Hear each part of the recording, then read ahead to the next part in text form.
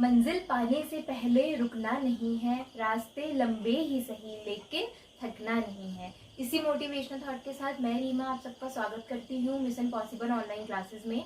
जैसा कि आप देख रहे होंगे, ये क्लास आज आपकी हड़प्पा सभ्यता पार्ट 3 है। इससे पहले भी 2 क्लासेस हो गई हैं, पार्ट 1 और पार्ट 2। उसमें आपका सिंधु घाटी सभ्यता या हड़प्पा सभ्यता, इसके बारे में डिटेल में और इसके कौन कौन से स्थल हैं और उनसे संबंधित जो चीज़ें थी वो सारी पार्ट 1 और पार्ट 2 में बता दी गई हैं। आज है आपका पार्ट 3। इसमें हम देखेंगे हड़प्पा सभ्यता के कुछ इंपॉर्टेंट फैक्ट और आपका नगर नियोजन प्रणाली। ठीक है, तो चलिए स्टार्ट करते हैं। इससे पहले कुछ एक आध फैक्ट है वो देख लीजिए, जो मैंने आपको पहले पार्ट में भी बताया था कि जैसे डायरेक्ट कभी क्वेश्चन आ जाता है कि भारतीय पुरातत्व का पिता, फादर ऑफ इंडियन आर्कोलॉजी किसे कहा जाता है, तो वो है आपके अलेक्जेंडर कनिंघम।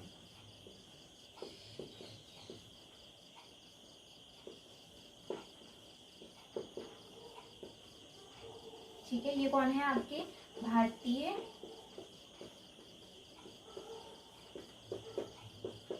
पुरातत्व के पिता। ठीक है, ये याद रखना है आपको। अब देखिए, इससे पहले मैंने आपको एक चीज और बतानी है। जब मैंने हड़प्पा सभ्यता जैसे आपको बताया कि ये कहाँ कहाँ पे था क्षेत्र, आप लोगों को पता चल गया होगा जिन्होंने इससे पहले की 2 वीडियो देखी हैं। आपका ये भारत के भी क्षेत्र थे, पाकिस्तान। तो देखिए, ये जो पूरा एरिया था जहाँ पे ये स्थल पाए गए थे हड़प्पा सभ्यता के, उसका क्षेत्रफल है आपका लगभग 13 किलोमीटर स्क्वायर था। ठीक है, यानी कि 12,99,600 किलोमीटर स्क्वायर। ठीक है, यानी लगभग आप 13 लाख किलोमीटर स्क्वायर इसको बोल सकते हैं। ठीक है, तो ये फैक्ट है आपका। और आगे देखते हैं। देखिए, मैंने आपको जैसे बताया था, इसका डायरेक्ट क्वेश्चन क्या आ जाता है आपका कि हड़प्पा स्थल का सबसे नॉर्थ में कौन सा भाग है, किस नदी के किनारे है, साउथ, ईस्ट और वेस्ट में। ठीक है, तो जैसे यहाँ पे था मांडा। ठीक है, यहाँ पे था आपका दैमाबाद या दाइमाबाद। ठीक है, यहाँ पे था आपका आलमगीरपुर और यहाँ पे था आपका सुतका गेंदोर। ठीक है, ये वाला पोर्शन आपका भारत में है, ये भारत में है, ये भारत में, और ये आपका पाकिस्तान में। ठीक है, अब देखिए इसके जैसे इसकी आकृति कही जाती है कि ये त्रिभुजाकार है। ठीक है, त्रिभुजाकार क्यों कही जाती है, क्योंकि देखिए ये वाला जो इलाका है आपका, ये जैसे इंडिया वाले में पोर्शन में ही आएगा। ठीक है, तो ये वाला आलमगीरपुर आपका यूपी में, ये आपका जम्मू एंड कश्मीर। ठीक है, जम्मू कश्मीर वाले रीजन में, मतलब इंडिया में, ये इंडिया में, ये आपका बलूचिस्तान पाकिस्तान में है। ठीक है, अब देखिए अगर हम इसका जो नॉर्थ पार्ट है, ठीक है, और जो इसका साउथ है, अगर इसकी हम लंबाई की बात करें, और जो इसका ईस्ट पार्ट है और जो इसका वेस्ट पार्ट है, ठीक है, इसकी बात करें, तो इसकी लंबाई कितनी है वो देख लेते हैं। तो देखिए, जो नॉर्थ टू इसका साउथ है वो है आपका 1400 किलोमीटर। ठीक है, और जो ईस्ट और वेस्ट का जो इसका दूरी है वो है आपका 1600 किलोमीटर। ठीक है, ये वाला आप पॉइंट समझ रहे होंगे। नॉर्थ में मांडा, जो मैंने अभी आपको बताया, यहाँ पे आलमगीरपुर, यहाँ पे आपका दैमाबाद, यहाँ पे सुतका गेंदोर। ठीक है, तो अब देखिए इसका क्या कहते हैं, त्रिभुजाकार आकृति क्यों कही गई है, क्योंकि ये देखिए यहाँ पे भी फैली थी, यानी कि पूरा पोर्शन जो है इसका, ये हिस्सा मान लीजिए ये पास में ही आएगा यहाँ पे, क्योंकि ये इंडिया में है। ठीक है, ये हिस्सा, तो अगर हम इसको ऐसे मिला दें, ठीक है, और इसको ऐसे मिला दें, और इसको लगभग इस तरीके से मिला दें, तो देखिए ये इसकी आकृति कैसी बन रही है, त्रिभुजाकार बन रही है। इसीलिए इसका जो एरिया है हड़प्पा सभ्यता का, इसको क्या कहा जाता है, ये किस आकृति में है, तो आपका ये ट्रायंगल शेप में है, यानी कि त्रिभुजाकार। ठीक है, इसको नोट कर लीजिए। अब देखिए क्या था कि जो हमारा इस रीजन में पाकिस्तान, भारत, इन जगहों पे जो इसके स्थल पाए गए थे, ये जो सभ्यता चल रही थी, इसके साथ साथ सभ्यता और भी चल रही थी। इराक, जो वर्तमान में इराक है, वहाँ पे थी आपकी मेसोपोटामिया की सभ्यता।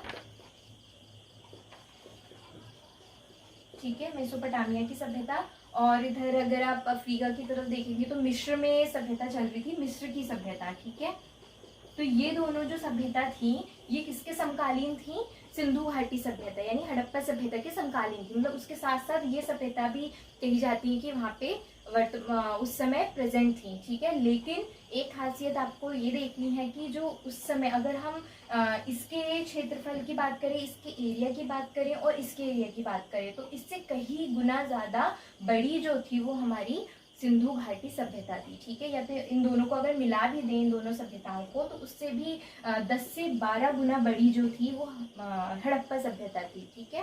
तो आप सब लोग समझ गए। अब देखिए इसके आगे पढ़ते हैं हम इसकी नगर नियोजन प्रणाली, मतलब वहाँ का जो स्थिति थी, कैसे बने होते थे जगह, उसके बारे में देखेंगे। और लास्ट जो पोर्शन रहेगा आज के पार्ट में वो रहेगा यहाँ की स्थितियाँ कैसी थी, उसकी दशा कैसी थी, तो उसको देख लेते हैं हम। अब देखिए नगर नियोजन प्रणाली से पहले हम इसकी लिपि की बात कर लेते हैं। तो लिपि क्या होती है, आप मतलब जो लिखावट में हमें प्राप्त हुई है और भी चीज़ें, लेकिन इसके बारे में ऐसी कोई लिपि नहीं मिली है, ठीक है, जिसको सही रूप में पढ़ा जा सके। भाव चित्रात्मक या चित्रात्मक लिपि हमें मिली है, ठीक है। इसको वास्त्रोफेदन या हलावर्त शैली कहा जाता है इस लिपि को, ठीक है। इसमें क्या होता है, देखिए अलग अलग जितने भी इतिहासकार रहे हैं सबका अलग अलग मत था कि ये जो लिपि थी ये कैसी थी। ब्राह्मी लिपि थी, यानी कि जिसको लेफ्ट से राइट लिखा जाता था, ठीक है। और कुछ लोग मानते हैं कि इसकी लिपि कैसी थी, खरोष्ठी लिपि थी, यानी कि जिसको राइट से लेफ्ट लिखा जाता था, ठीक है। तो यही दोनों लिपियां जो थी इनको वास्त्रोफेदन कहा जाता था कि मतलब ये चित्रात्मक लिपि पे आधारित है। तो ये इतना ज़्यादा आपके एग्ज़ाम के पॉइंट ऑफ व्यू से महत्वपूर्ण नहीं है। अब चलिए देखते हैं हम सबसे इम्पॉर्टेंट नगर नियोजन प्रणाली उनकी कैसी थी, यानी कि इसका टाउन प्लानिंग जो था वो कैसा था, ठीक है। तो इसमें हम ये देखेंगे कि क्योंकि देखिए नगरीय सभ्यता थी, और एक चीज़ और आपको ध्यान में रखनी है कि ये जो सभ्यता थी ये क्या थी, मातृ सत्तात्मक। जैसे पितृसत्तात्मक होती है आपकी समाज होते हैं, वैसे इसका जो समाज था यहाँ की सभ्यता का वो था मातृ सत्तात्मक, ठीक है। एक पॉइंट हो गया आपका। अब चलिए देखते हैं नगर नियोजन प्रणाली कैसी थी। तो नगर नियोजन प्रणाली जो थी वो आपकी दो भागों में मतलब कह सकते हैं कि विभाजित थी, ठीक है। यहाँ का जो नगर था, जैसे एक आपका पश्चिमी और एक है आपका पूर्वी, ठीक है। तो जो इसके भाग थे नगर नियोजन प्रणाली का जो पूरा एरिया था वो, तो उसमें हम कह सकते हैं कि ये व्यवस्था जो थी यहाँ की दो भागों में विभाजित थी, ठीक है। पहला है आपका पश्चिमी भाग था, दूसरा पूर्वी भाग था, ठीक है, यहाँ के नगर का। तो पश्चिमी भाग क्या था कि आपका किलेबंद होता था, मतलब वहाँ पे किले होते थे, दुर्ग जिसको कहते हैं। तो इसको थोड़ा और अच्छे से देख लेते हैं। यहाँ पे वो में विभाजित था आपका कौन सा, पश्चिमी और पूर्वी, ठीक है। अब देखिए जो दो भाग हैं आपके, ठीक है, ऐसे समझ सकते हैं आप कि जो पश्चिमी वाला है वो पूर्वी भाग की अपेक्षा कम चौड़ा था, ठीक है, कम चौड़ा था। और ये क्या था आपका, किलेबंद था, ठीक है, यानी कि यहाँ पे दुर्ग वगैरह ये पाए जाते थे। और यहाँ पे रहते कौन थे इस भाग में, तो जो जितने भी बड़े वर्ग के होते थे, प्रशासकीय वर्ग या अमीर लोग कह लीजिए, तो यहाँ पे कौन निवास करते थे, अमीर लोग, क्योंकि अब किलेबंद इलाका है तो वही लोग रहेंगे। अब देखिए जो पूर्वी एरिया था वो इससे अधिक चौड़ा तो था, लेकिन यहाँ पे क्या था, ऐसा कोई किलेबंद टाइप के साक्ष्य हमें प्राप्त नहीं होते हैं, मतलब किलेबंद टाइप का नहीं था, क्योंकि वहाँ पे सामान्य जनता निवास करती थी। तो ये जो स्थल था वो किसका था, सामान्य जनता का था, ठीक है। तो ये दोनों चीज़ें आपकी हो गई। देखिए वैसे तो मेनली हड़प्पा सभ्यता का जो नगर नियोजन है वो कहा जाता है दो भागों में विभाजित है, लेकिन इसका एक अपवाद है, वो आपको ध्यान में रखना है। वहाँ से भी कंपटीशन में आपके आते हैं, एग्जाम में पूछे जाते हैं कि ऐसा कौन सा स्थल था जो 3 भागों में विभाजित था, ठीक है। तो वो था आपका धौलावीरा, ठीक है। धौलावीरा कहाँ पर पाया गया है, गुजरात में। तो इसको नोट कर लीजिएगा। धौलावीरा जो आपका स्थल था यहाँ पे ये 3 भागों में विभाजित था, ठीक है। और ये कहाँ पर है आपका, गुजरात में, ठीक है। अब देखिए अब आगे आते हैं, यहाँ की जो सड़कें थी वो किस टाइप की थी। तो ऐसा कहा जाता है कि जो सड़कें थी वो आपस में एक दूसरे को समकोण पर काटती थी। मतलब जैसे मान लीजिए एक सड़क यहाँ है, दूसरी सड़क यहाँ है, अगर दूसरी जगह से और सड़कें आएंगी तो वो इसको ऐसे समकोण पर काटेंगी, ठीक है, ऐसे समकोण पर काटेंगी, मतलब 90 डिग्री का एंगल बनता था। तो इसी को हम क्या बोलते हैं कि सड़क निर्माण योजना किस रूप में थी, तो वो थी आपकी ग्रिड ऑन मेथड, यानी कि ग्रिड पद्धति में, ठीक है, ग्रिड पद्धति या फिर चेस मेथड। मतलब कि ये जो शो हो रहा है आपको, जो ये समकोण वाला इलाका दिख रहा है सड़कों का, उसको क्या बोला जाता था, ग्रिड पद्धति पर थी या फिर चेस मेथड, यानी कि शतरंज के टाइप की थी, ठीक है।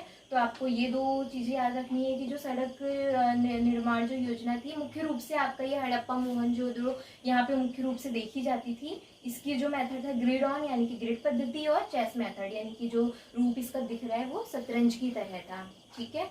अब देखिए एक बात और है कि यहाँ पे जो सर्वाधिक चौड़ी सड़कें जो हैं वो हड़प्पा सभ्यता में कहाँ पाई गई हैं, सबसे ज्यादा चौड़ी सड़कें तो वो आपकी पाई गई हैं मोहनजोदड़ो स्थल से, ठीक है। तो एक पॉइंट ये लिख लीजिएगा कि सर्वाधिक जो चौड़ी सड़क है वो किस स्थल से पाई गई है हड़प्पा सभ्यता में, तो वो पाई गई है आपकी मोहनजोदड़ो, ठीक है। क्योंकि प्रायः ये माना जाता था कि जो सड़कें थी वो आपकी मतलब जो मोहनजोदड़ो वाला जो इलाका था वहां पे आपकी ज्यादा चौड़ी सड़कें पाई जाती थी। अब देखिए जो हम अभी पढ़ रहे हैं कि नगर नियोजन उसकी प्रणाली कैसी थी, तो उसके अंदर बहुत सारे पॉइंट है। जैसे मैंने आपको भागों का बताया, ठीक है, फिर आपको सड़क व्यवस्था बताई। अब तो इसका तीसरा पॉइंट है ड्रेनेज सिस्टम, ठीक है, यानी कि जल निकास प्रणाली कैसी थी। जैसे कि आपको जब मैंने मोहनजोदड़ो बताया था तो वहाँ से बड़ा स्नानागार जो है वो प्राप्त हुआ था, ठीक है। तो मेनली ये कहा जाता है कि जो स्नानागार थे, ठीक है, यानी कि नहाने का जो इलाका था सामान्य जनता के लिए, वो कभी कभी आयोजनों के मौकों पर या कभी जो थे सारे लोग यहाँ पर आया करते थे इस स्नानागार में, ठीक है। तो यहाँ पे कुछ जैसे सीढ़ी नुमा आकृति प्राप्त हुई है, ठीक है। और इस स्नानागार के किनारे बोला जाता है कि घर के ये जो स्नानागार होते थे ये घर के कहाँ होते थे, किनारे होते थे, ठीक है। और यहाँ पे कुछ कमरे वगैरह भी होते थे ताकि जो लोग आए वो कपड़े बदल के यहाँ पे स्नान कर सके। तो अब देखिए ये जो स्नानागार होते थे आपके ये घर के कोने में होते थे, पहला पॉइंट, ठीक है। अब इसके बाद क्या होता है कि ये जो स्नानागार इसका पानी भी तो कहीं जाएगा, ठीक है। तो इसका जो पानी होता था वो सड़क या नाली की ओर जाता था, ठीक है। जैसे मान लीजिए ये आपका, जैसे कि मान लीजिए घर है, घर के कोने में जिसका स्नानागार होगा, ठीक है, यहाँ से जो नाली जाएगी वो चौड़ी नाली के साथ मिलती थी, ठीक है। इसका पानी चौड़ी नाली के साथ बहता था। फिर यहाँ पे एक ऐसी व्यवस्था की गई थी कि ये लकड़ी नुमा हौज कह सकते हैं आप, यहाँ पे हौज टाइप का था, और उसके अंदर जो गंदगी होती थी उसको समय समय पर साफ करने की भी व्यवस्था थी, ठीक है। फिर ये जो पानी होता था वो यहाँ से आगे की ओर बढ़ा करता था। तो इस प्रकार से इसका जो ड्रेनेज सिस्टम था, जल निकासी व्यवस्था, वो इस प्रकार थी। और लेकिन एक इसका अपवाद है कि जो धौलावीरा है, ठीक है, वहाँ पे क्या होता था कि जो ये निकासी सिस्टम था जल का वो लकड़ी का बना होता था, ठीक है, यानी कि लकड़ी की सुव्यवस्थित आपका नाली पाई जाती थी धौलावीरा में, ठीक है। अब देखिए ईंट, इसका फोर्थ पॉइंट होगा ईंट। तो ईंट में ऐसी क्या खासियत थी कि देखिए जो किला होता था, ठीक है, और किले के अंदर जैसे ये भवन होते थे, भवन जो थे वो किले से घिरे होते थे। तो जो किले की दीवार थी, ठीक है, ये ईंटों की बनी होती थी, और ये ईंट जो थे ये क्या होते थे, कच्ची ईंट के बने होते थे, ठीक है, कच्ची ईंट के। और जो अंदर भवन है ये आपका पक्की ईंट का बना होता था, ठीक है,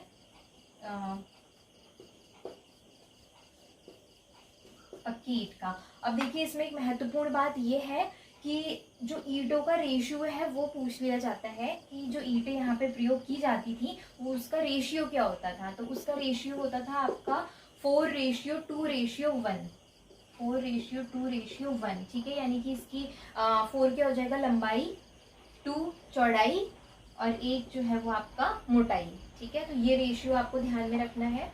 तो ईंटों का आपने देख लिया किस प्रकार से वहाँ यहाँ पे प्रयोग होता था। अब चलिए देखते हैं दरवाजे किस तरह के थे। तो जो दरवाजे होते थे वो मुख्य रूप से जो हड़प्पा सभ्यता के जितने भी स्थल हैं उसमें लोथल को छोड़ के जो दरवाजे होते थे वो मुख्य सड़क की ओर नहीं होते थे। वो कहाँ होते थे, आपके जो पतली सड़कें होती थी या गली होती थी, ठीक है, वहाँ पे क्या होते थे, दरवाजे लगे होते थे, मतलब मेन रोड पे दरवाजे नहीं होते थे, ठीक है। लेकिन लोथल जो है ऐसी जगह है, लोथल कहाँ है आपका, गुजरात में। ये ऐसी जगह है जहाँ पे दरवाजे जो होते थे वो मुख्य सड़क की ओर होते थे, ठीक है। बस ये पॉइंट आपको ध्यान में रखना है। अब देखिए इसके आगे थोड़ा सा पार्ट और रह गया है, वो है आपका कि यहाँ की स्थितियाँ कैसी थी। इस सभ्यता के बारे में हमने इतना कुछ पढ़ा, यहाँ के स्थलों के बारे में देखा, कुछ मेन फैक्ट जो थे वो मैंने आपको बताया। अब यहाँ की स्थिति कैसी थी वो देख लेते हैं। अब देखिए यहाँ की हम स्थितियों के बारे में देखते हैं कैसी रही थी उस समय। तो सामाजिक स्थिति, राजनीतिक, आर्थिक और धार्मिक स्थिति, इनके बारे में देख लेते हैं। देखिए वहाँ की जो सामाजिक स्थिति थी उस समय की वो कैसी थी, मैंने आपको जैसे पहले बताया, मातृसत्तात्मक व्यवस्था थी वहाँ के समाज में, ठीक है। पहला पॉइंट ये क्लियर हुआ आपका। और जो छोटी इकाई होती थी समाज की वो क्या मानी जाती थी, परिवार को मानी जाती थी, ठीक है। और जो वहाँ का समाज था उस समय का वो 4 वर्गों में विभाजित था, ठीक है। पहला वर्ग है आपका विद्वान, योद्धा, व्यवसायी और श्रमजीवी। यहाँ सब समझ रहे होंगे, इसमें पुरोहित, पुजारी, ये सब लोग, योद्धा, व्यवसायी जो अपना व्यवसाय करते थे, श्रमजीवी जो श्रमिक थे, ठीक है। और यहाँ पे क्या था, इस समाज के जो लोग थे वो शाकाहारी और मांसाहारी दोनों थे, ठीक है। मनोरंजन के लिए वो लोग क्या करा करते थे, तो शिकार करा करते थे। आप अगर स्थितियों को अपने मतलब उस समय के टाइमिंग से, और वो थोड़ी विकसित भी थी, थोड़ा अपने दिमाग से सोचेंगे तो एक बार पढ़ने के बाद आपको खुद ही कॉन्सेप्ट जो है वो क्लियर हो जाएंगे, ठीक है। मनोरंजन के क्या साधन थे उस समय, तो शिकार था, लोग नृत्य करते थे, और क्या होता था कि आपस में जो जानवर थे उनको भी लड़ा करके उनका खेल देखते थे। तो ये 2-3 तरीके का इनका मनोरंजन का कार्यक्रम हुआ करता था, ठीक है। आभूषण, ऐसा माना जाता है कि वहाँ के जो महिलाएं और पुरुष जो थे, मेल फीमेल दोनों आभूषण पहना करते थे, ठीक है। सामाजिक स्थिति आपकी क्लियर हो गई, 4 वर्गों में विभाजित, मातृसत्तात्मक व्यवस्था, मनोरंजन के क्या साधन थे, तो शिकार और नृत्य और ये सारी चीजें, ठीक है। राजनीतिक व्यवस्था के बारे में अगर हम देखें उस समय की राजनीतिक स्थिति, क्योंकि देखिए कोई भी अस्त्र शस्त्र जो है उस समय जब खुदाई के दौरान जितने भी स्थल थे हड़प्पा सभ्यता के, वो उसका अभाव था, नहीं मिले हैं वो, ठीक है। इसलिए जो भी अलग अलग इतिहासकार हैं वो अलग अलग चीजें मानते हैं। तो एक हंटर जी द्वारा जो है ये कहा गया है कि हंटर ने मोहनजोदड़ो के शासन को राजतंत्रात्मक की जगह प्रजातंत्रात्मक कहा है। मतलब कि उस समय ऐसा कहा जाता था कि प्रजा का ही शासन था, ठीक है, और अस्त्र शस्त्र का अभाव, ठीक हो गया। ये वहाँ की राजनीतिक व्यवस्था थी। और आर्थिक व्यवस्था क्या थी, तो जैसे आपने इससे पहले जब फर्स्ट वीडियो भी देखी होगी, तो कृषि और पशुपालन मुख्य व्यवसाय था, मुख्य रूप से कृषि था। तो कृषि के क्षेत्र में वहाँ पे क्या क्या लोग उगाते थे, तो जौ, गेहूं, मटर, चावल, कपास, ठीक है। लेकिन गन्ना जो था वो उसका प्रमाण नहीं मिला है कि वो लोग गन्ने की भी खेती करते थे, ठीक है, ऐसा प्रमाण नहीं मिला है। व्यापार क्या था उनका, देखिए व्यापार जो था मध्य एशिया और पश्चिमी एशिया के साथ था, ठीक है, मुख्य रूप से। और ईरान, अफगानिस्तान, इन चारों के साथ मुख्य रूप से व्यापार था उस समय के लोगों का, ठीक है। निर्यात, देखिए कुछ चीजें अब जब व्यवसाय हो रहा है तो कुछ चीजें निर्यात होंगी, आयात होंगी, ठीक है। तो जो निर्यात की चीजें थी वो क्या थी आपकी, लकड़ी, सूती वस्त्र और हाथी के दांत, ठीक है। और आयात क्या चीजें थी जो मंगाई जाती थी, वो थी टिन, तांबा, चांदी, ठीक है। ये सारी चीजें कहाँ से मंगाई जाती थी, देखिए जो टिन है वो अफगानिस्तान और ईरान वाले पोर्शन से मंगाई जाती थी। चांदी वो भी अफगानिस्तान और ईरान। तांबा, खेतड़ी, राजस्थान, ठीक है। ये क्वेश्चन थोड़ा इंपॉर्टेंट है क्योंकि ये पूछा भी गया है कि खेतड़ी जो जगह है वो कहाँ पर है, किस लिए फेमस है। तो वहाँ से क्या मिला है, तांबे की खान हुआ करती थी वहाँ पे, तो इसलिए ये तांबा कहाँ से मतलब आयात का जो जरिया था वो क्या था, खेतड़ी, राजस्थान, ठीक है। और लाजवर्द मणि जो था ये क्या था, कीमती पत्थर था जो मुख्य रूप से हड़प्पा वासी इसका प्रयोग करते थे। तो ये जो था ये कहाँ से मिला है आपका, अफगानिस्तान से इसका आयात था, ठीक है। तो आयात निर्यात वाली चीजें जो है इंपॉर्टेंट है, इसको देख लीजिए। तो ये था आपकी आर्थिक स्थिति, उनका व्यवसाय किस पे निर्भर था, कृषि के क्षेत्र में वो क्या क्या चीजें उगाते थे, ठीक है।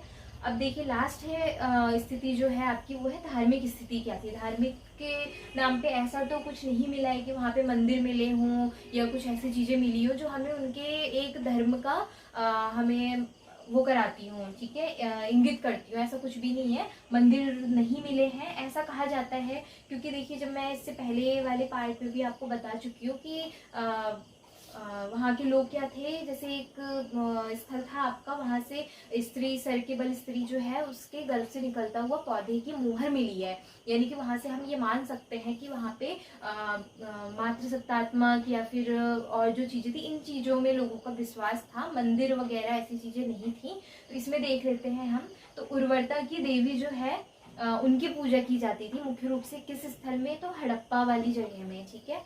और क्योंकि देखिए ये किस पे निर्भर थे, कृषि पे सबसे ज्यादा, तो इसलिए इनकी पूजा कहाँ की जाती थी, उर्वरता देवी की हड़प्पा वाले स्थल में। और मातृ देवी की कहाँ की जाती थी, तो मोहनजोदड़ो में। एक तरीके से दोनों का कोरिलेशन है, लेकिन देख लीजिए पॉइंट आपको क्लियर हो जाएगा। और मंदिर होने के कोई भी प्रमाण यहाँ पे नहीं मिले हैं। इसी के साथ मैं उम्मीद करती हूँ आपको तीनों पार्ट में अच्छे से समझ आया होगा हड़प्पा सभ्यता के बारे में। आगे की वीडियो के लिए हमसे बने रहिए और सब्सक्राइब करिए हमारे चैनल को। और इसके साथ आप सभी को ऑल द बेस्ट और धन्यवाद।